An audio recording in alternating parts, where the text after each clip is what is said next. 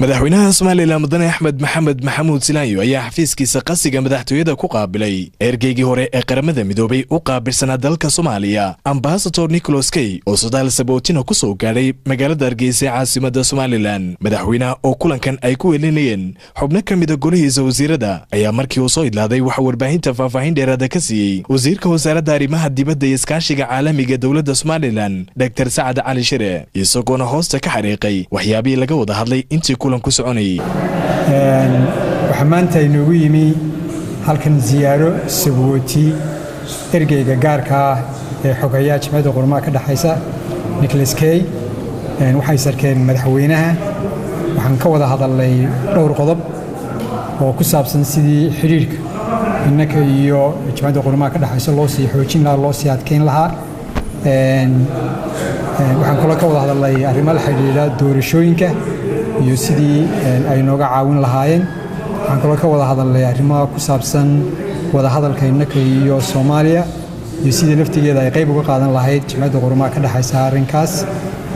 waxaan kaloo ka wada hadalnay doorashooyinka inta laga abaabulayo Soomaaliya 2016 iyo sida aynaan qayb uga ahayn innaku haba yaraatee iyo sida innaku doorashooyin noo gaara aynu imka u diyaar garoobayno oo dhici doona 2017 dankiisa waxa isaguna erayo kooban ku cabiray kulanka uu la qaatay madaxweynaha Soomaaliland iyo sidoo kale xiriirkii gaarka ah ee Soomaaliland iyo qaramada midoobay ka dhaxay intii uu hayay xilka u gaarka isku xidhka qaramada midoobay iyo Soomaaliland iyo Soomaaliya Ambassador Nicholas Kay ergeygii hore ee qaramada midoobay u qaabilsanaa Soomaaliland iyo Soomaaliya isagoona yidhi saatan of the Secretary General I want to say thank you very much to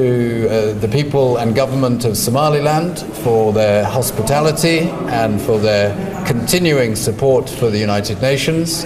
And I can say that I am confident that in the future... booqashadaydii ugu dambeysay aan ku imaada Somaliland aan ku soo afmeeray xilkii aan u hayay xogayaha guud ee qaramada midoobay waxaan leeyahay aad baan u mahadsantihiin shacbiga iyo dawladda Somaliland qaabka xushmada leh ee aad noo qaabisheen iyo sida ay idinka go'aantay inaad sii wadaan taageeridda qaramada midoobay waxaan kalsooni ku qabaa in mustaqbalka uu sii socdo taageeridda qaramada midoobay ee Somaliland si ay bulshada ugu dhaqan halkani ugu raaxaystaan mustaqbal fiican waxaan kalsooni ku qabaa in mustaqbalka Somaliland iyo dadka ku nooli ay noqdaan kuwa ismoojiya waxa si gaar ah ergeygii hore ee qaramada midoobay u qaabilsanaa Soomaaliya hoosta ugu xariiqay qabsoomidda doorashooyinka la filayo inay qarsoomaan bisha Maarch ee sanadda 2017 isagoona ku taliyay inay xilligooda qarsoomaan ilaalinta xorriyadda qowlka ayuu sidoo kale ergeygu hoosta ka xariiqay